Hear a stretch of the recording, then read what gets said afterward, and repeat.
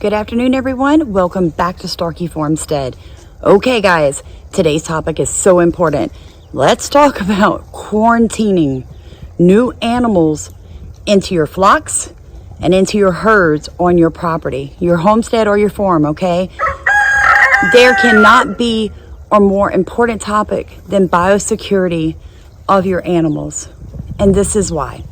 Here at Starkey Farmstead, I don't care who I'm receiving animals from. They're going into a mandatory 30-day quarantine, which means if I'm getting rabbits from you, I have specific cages away from my regular herd of rabbits that rabbit's going to be quarantined in for 30 days. It doesn't matter how beautiful it was when I picked it up. It doesn't matter if it looks healthy to me. Disease in small livestock comes on really quickly and can be extremely devastating. So, not only that, let's talk about these chickens right here. I have a broody hen who had her chicks. Notice what she's in. She's in a round pen that we converted. You know, we upcycled a round pen. We made one with leftover materials here on our farmstead because, you know, that's how we like to do it. Anyway, what we've got going on here, guys, is my broody hen and her chicks are separated. 2 reasons. Chicks get sick quick. They get sick easily, and I don't medicate any animals on this farm other than herbal remedies. If I'm needing to medicate, I'm probably culling. So what we've got her and her chicks separated in case of disease for the chicks, and it's easier and less stressful on her to raise her chicks where she can keep the older hens from irritating them because pecking order is a real thing. A lot of people are purchasing new chickens and they immediately incorporate those chickens into their established flock. Guys, do not do it. Create a round pen. Even rabbit cages can be repurposed to hold chicks for 30 days. Is it ideal? No. Do they need room to roam? Yes. But for a quarantine period, they'll be okay for 30 days. It is not worth your entire flock or your entire herd to purchase an animal from anyone. Not a goat, not sheep, not a horse, not cows, not even a dog. I won't even accept dogs from people who need to rehome their dogs because I don't have a pen where I can quarantine that dog for 30 days comfortably and keep it away from my livestock and my dogs. We don't take anything on this property that we cannot quarantine for no less than 30 days. And the reason we chose 30 days was because of the life cycles of most parasites, diseases, and infestations cycle through it like 21, 28 days. So if I can get it to 30 days and the animal is healthy and showing no signs of disease or infection or parasitic infection, then I can safely move it to my flock. If that animal is going to get sick and die, it's probably going to be before the 28-day mark.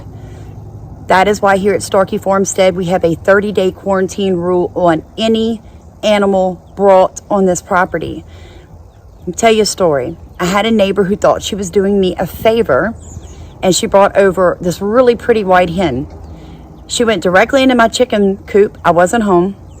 Put the chicken in the chicken coop with my established flock and left. And when I came home, I noticed one thing off the bat: white feathers everywhere. I'm like, I don't have a white chicken. Where are these white feathers coming from? My hens immediately ganged up on this new chicken. So that was not a pleasant thing for her. The second thing I noticed was I didn't know where this chicken came from or the health or background of this chicken. And it wouldn't have mattered if my father would have given me that chicken. It would have gone into a 30-day quarantine on my farm so that me, could protect what God had given me. So I had to call my neighbor and we had to have a very long and a little uncomfortable for her discussion about biosecurity and the health of my flock. Guys, this is your food supply and income for your farm. If you go somewhere and you see chickens piled up together, or you're buying from someone and they won't let you on their farm, or they're telling you that their chickens are medicated and this, that, and the other, or their rabbits get, wormers and antibiotics, you definitely need to quarantine. You definitely need to quarantine. One, you don't want that manure in your compost or going into your gardens. Secondly, You want to quarantine because what happens when those animals are no longer medicated and on a farm with unmedicated animals who have good immune systems?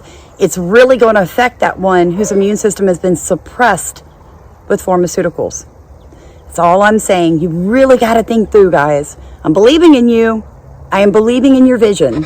I am sitting, as you can tell, trying to get over this infection in the foot. We did get our MRI results yesterday, and there is suspicion of infection in the muscle and the soft tissue of the foot.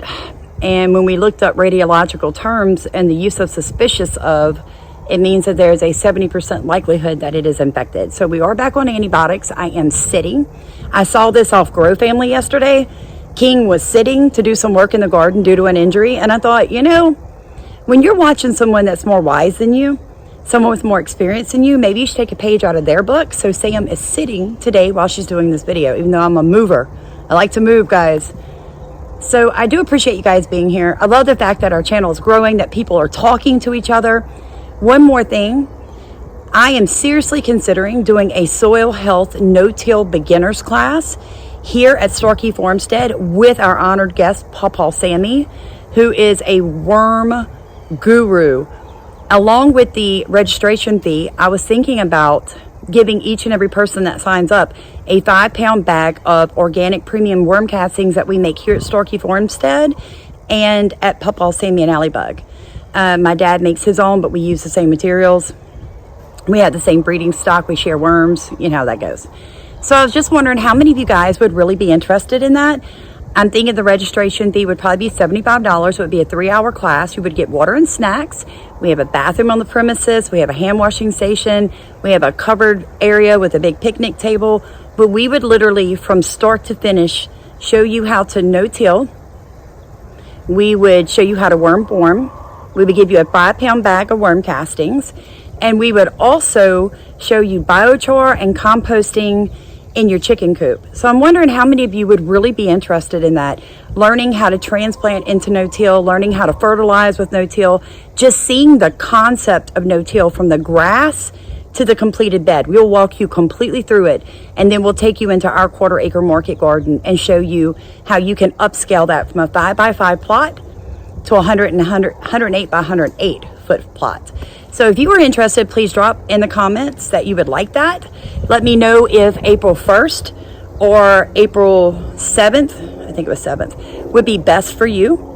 And if you would be willing to sign up and come out here and hang out with Starkey Farmstead and Pawpaw Sammy for a 3-hour hands-on learning all about soil health and no-till, biochar, composting, worm castings, making your own comfrey tea, all of that good stuff. You know me, we'll probably cover natural feeding of your animals, herbal care, and remedies for diseases. So I'm just curious how many of our subscribers would be interested in coming. Thank you guys for watching. Please like, comment, and subscribe. Let me know if you would be interested in coming out. Talk to you guys later.